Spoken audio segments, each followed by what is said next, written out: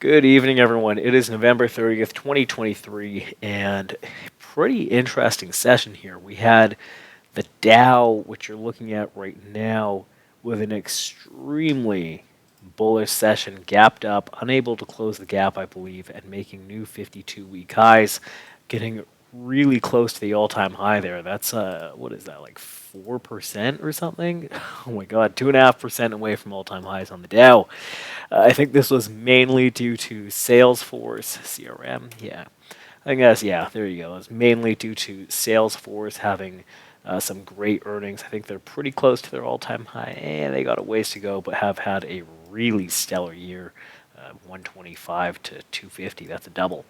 Uh, and remembering that the Dow, I believe, is price weighted and not market cap weighted. So the Apple is in there, and I believe some other stocks. However, uh, being that there are only 30 stocks and CRM is trading at $250, and that it's price weighted, that stock did have a large impact on the index here.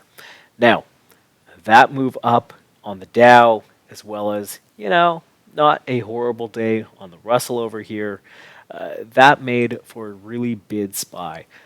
This was kind of that 455 number that we've been watching since, God, it feels like 2 weeks. Um, it remained pretty much bid all day, right? Where's my futures chart? There we go. Uh, Pretty much all day. Let's go to a 5-minute chart. You can see that's where it started getting bids here. B period, I believe, unable to break A's low. Got a look below and fail of the IB low, and eventually we drifted downwards. I had 48-ish as a level and 42 to 49 I was expecting to hold bid, and that's what happened. Then we got that huge end of month, end of day squeeze, making new highs on the day, broke the overnight high, and right back to that critical 45.80 number, that being the prior week's high right there, 80.5, and now we're trading right around it. So that was the yes, which was again very big because of the Dow. Meanwhile, the Nasdaq was suffering quite a bit more. Here's your RTH open, and you can see, unlike the ES, which squeezed above the overnight high, the close on the Nasdaq quite far from the overnight high. That's what is that? 100 points, 106 points, uh, and we flushed the IB low quite nicely. Traded below it for pretty much the entire day until that end of day move. So the Nasdaq much weaker than the ES. I don't mind sharing this chart here if I can find it. Not Disney, go to the NASDAQ. Don't mind sharing it as Jason has showed it publicly. Here we go. You can see that retail longs here are the longest they've been since December of 2020. So it's unsurprising to me that that we're seeing weakness in the Nasdaq, and likewise, again, I'm fairly certain that Jason posted this. The Dow, on the other hand, retail is still short the Dow. They've not been long it since pretty much October, and the large speculators, hedge funds, and the like are still short the Dow as well. And perhaps that change we'll know tomorrow at the close when the COT releases. But it's not too surprising that you're seeing the Dow squeezing and the Nasdaq weak, given the positioning for tomorrow. Here's my conundrum. All right, end of month is done. The Nasdaq is weak. The Dow is strong. ES is flirting right with that last week's high. I'm kind of in neutral territory. I'm not really sure where this thing goes. We held 55. We fell back into that 45.80-ish balance here. We fell back into this box today, just kind of ping-ponged both ends of the box. So I've got no real bias here. We took out last week's low in the NASDAQ. That was something else I was looking for us to do this week. There we go. There's last week's low. We just barely ran it. I'm biased slightly up just because the Dow has this momentum. Everyone's favorite fade, Mr. Dan Nathan, is now bearish the dollar. He put on, I believe, a UUP short. UUP, I believe, is the dollar index of some kind. Yeah, there you go. That's the bullish fund. So he's short dollar, which is essentially long equities. Or sorry, he's long dollar, which is essentially short equities, and he's the inverse. So it makes us bullish equities.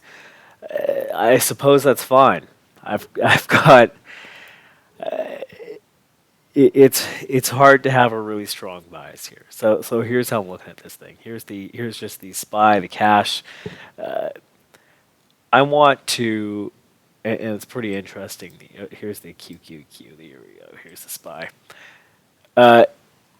We closed above value area high on both the ES and the NASDAQ. So here's going to be my pivot, this 455-ish number. That's where we stayed offered today during the opening range in the IB and kind of in this pre-power hour moment. And that's where we had the huge bid step up. So to me, if we lose this, it's back to the lows of this balance, whatever you want to call it, 45, 55-ish, something around here. Maybe I'll throw in a level. What looks good? That looks good. And I imagine, I just cannot see this holding for the 400 millionth time, especially now with end of month done. I don't want to be long 55s. I'm willing to be long here around whatever this is, kind of 65-ish or so. Above, I do not want to be short. If we're clearing 45.80, that prior week's high, I believe that we will clear the open from Wednesday. And I think after unloading this, after cleaning out this trapped inventory, I believe we'd be looking at 459-ish, kind of 4,600 on the SPY. Similarly, the Qs, perhaps a long somewhere here, whatever this is, the IB low. What was that, 920, 918, something like that. It's a decent level. Here is my pivot as well, roughly 15,000, what is that, 16,000 or flat around there, 15,990, yeah, something like that. Above, and I think again that you're probably going to be playing with some sort of breakout scenario. Perhaps you get some sort of weakness relative to ES, so maybe this sells a bit before moving further up, but I really think that I think it's a dangerous game being short. Yeah. That's how I'm looking at it. That's all I really got. Now I'm just drawing. Oh no. I don't have a major lean here. Mr. Fade Dan Nathan is essentially telling us to be long equities, and a month is done. We got this high close, the close outside value area high, which in theory would be bullish. And if we're able to trade, if we're able to open up this thing above 45.80, I mean, to me that just means sellers have really screwed it. These you can see it on the footprint. I'm not sure if this will show up. Let me see. Can I even? There we go.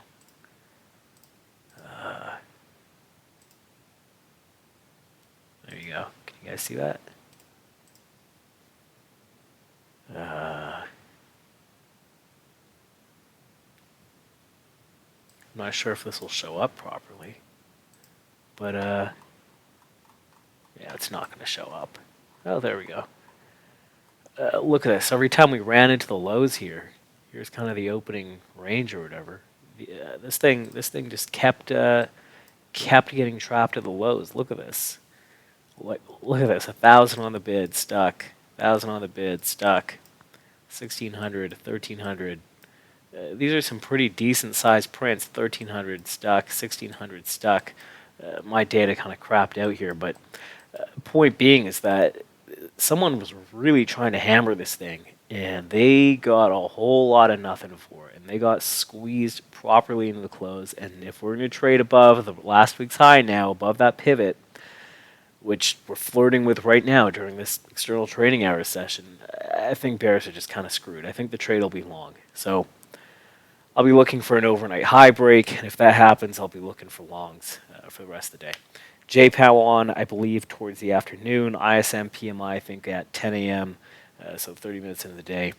Anyway, hope that makes sense. Hope that helps. Have a great night. Trade safe.